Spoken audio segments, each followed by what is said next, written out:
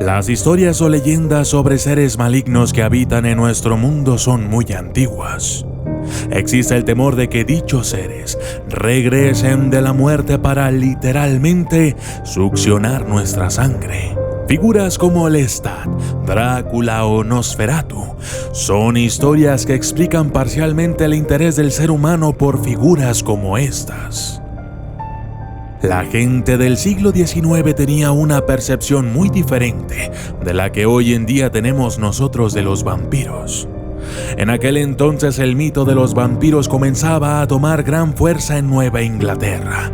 Todos contaban historias sobre vampiros que atacaban, muertos que volvían de la muerte con sed de sangre y venganza, y eran en zonas como Rhode Island, donde las personas, una vez fallecido algún familiar, exhumaban el cadáver, porque tenían miedo de que se convirtiesen en vampiros y volvieran del infierno para matar al resto de la familia. Yo soy el documentalista y esto es El pánico del vampiro.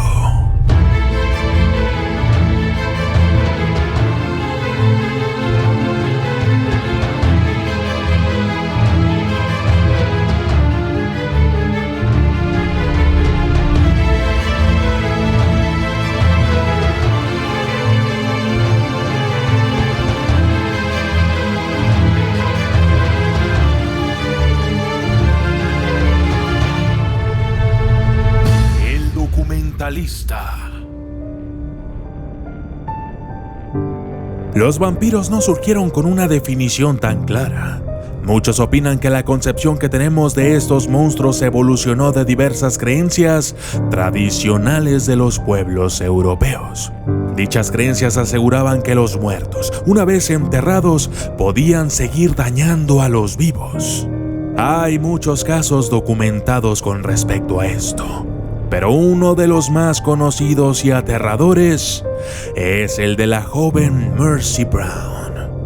Ella nació en Exeter en 1873 y murió a la corta edad de 19 años a causa de una epidemia que le provocó una grave enfermedad en el sistema respiratorio, la tuberculosis pulmonar, también conocida entonces como el mal de consunción o tisis galopante.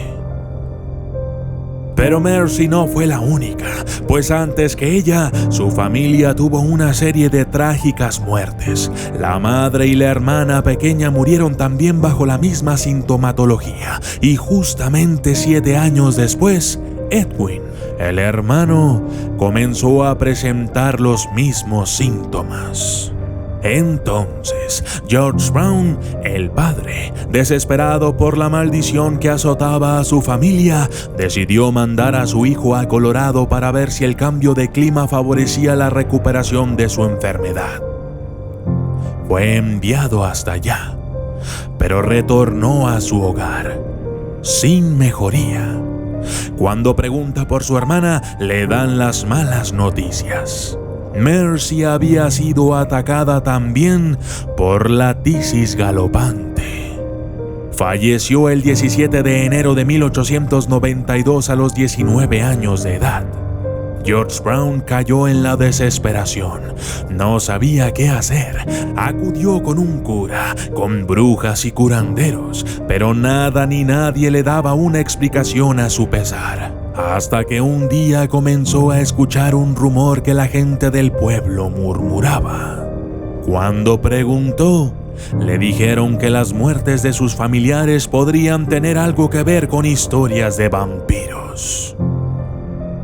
La gente le aseguraba que debía tener un pariente cercano que fuese un ser diabólico, maldito, o sea, un vampiro, y que éste, poco a poco, había estado atacando a su familia para saciar su sed de sangre.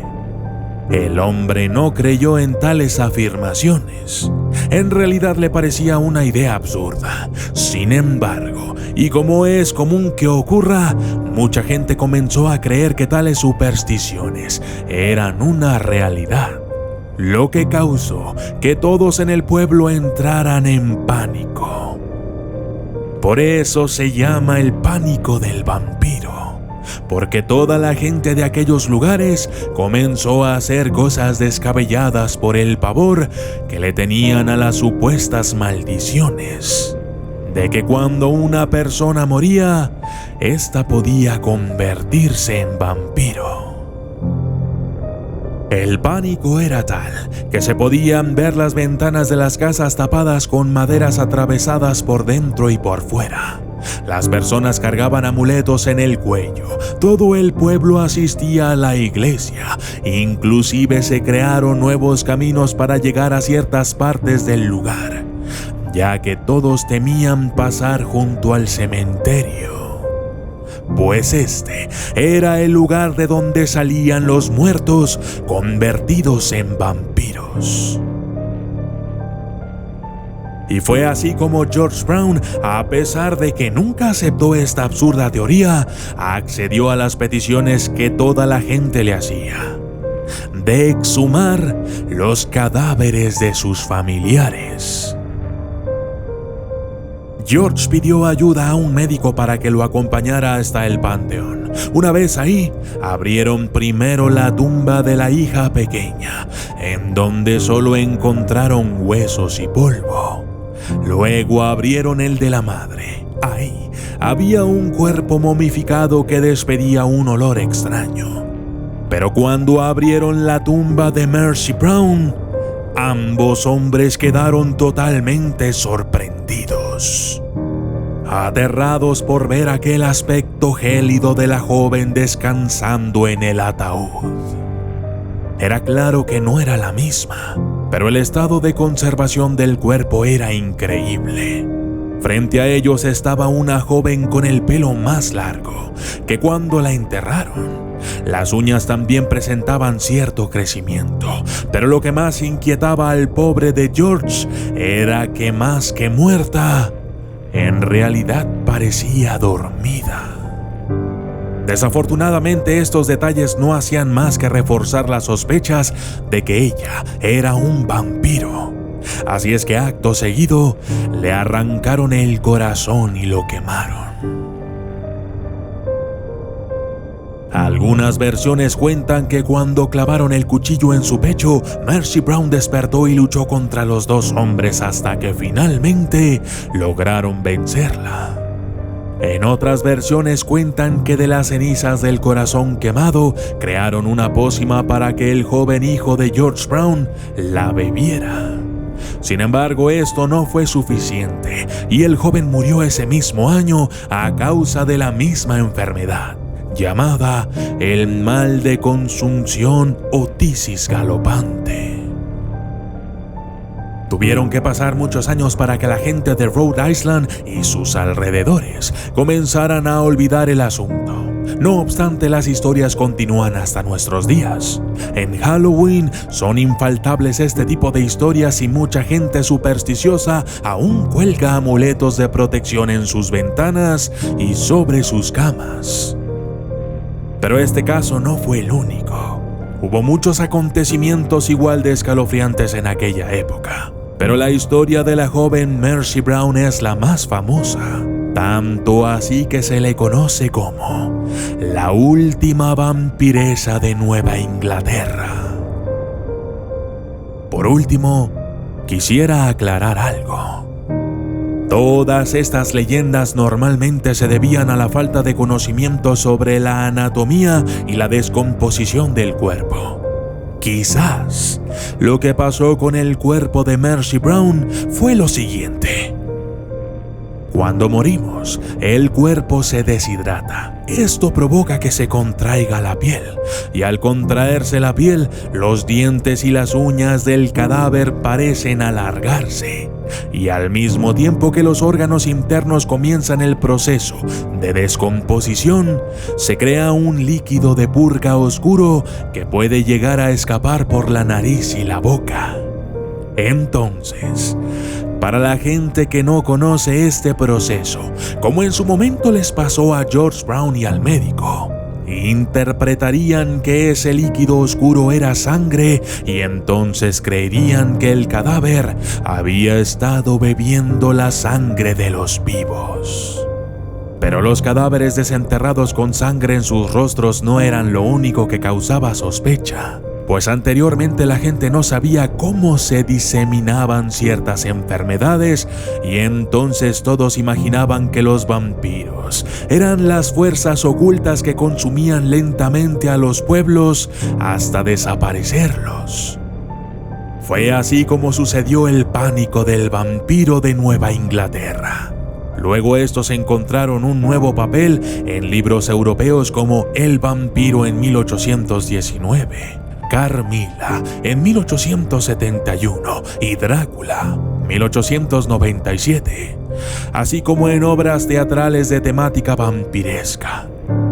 Aunque inspirados en leyendas folclóricas y pánicos pasados, estos nuevos vampiros se parecían más a los vampiros que conocemos en la actualidad y no a los antiguos, cuyas apariciones coincidían siempre con alguna enfermedad.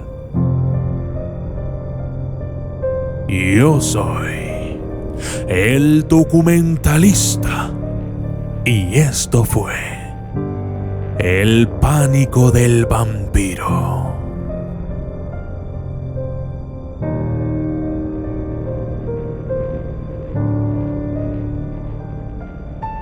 Saludos especiales para Saúl Rubio, Alejandro Vargas, Ricardo López, Fabra MC, José Luis Méndez Segura, Malabo Dreams, Wendy Gutiérrez, Jorge Javier Vergara, Cristian Laufal, Alex Martínez, Rolling Everyday 420, El Alquimista, Luis David Franco, Bianchi, Gonzalo Benítez, Verónica Anguiano, Hamlet Aramis Chuberli, Eric Flores, Bernardo de Jesús García, Roy Bautista, Nayeli Contreras, José Ramírez, Jerónimo Gaspar, Fernando Andrade, Ersa Seguridad Privada, Jonathan 7, Real Madrid Fans, Rodolfo Arias Rueda, Cristian Elbaster RD, Edwin Salgado, Kevin Co, José Naín Fuentes Soto, Santiago Novoa, Luis Cuatro Salinas, Walter Wegbert, Saúl Rubio y José A. Sánchez. Gracias y hasta la próxima.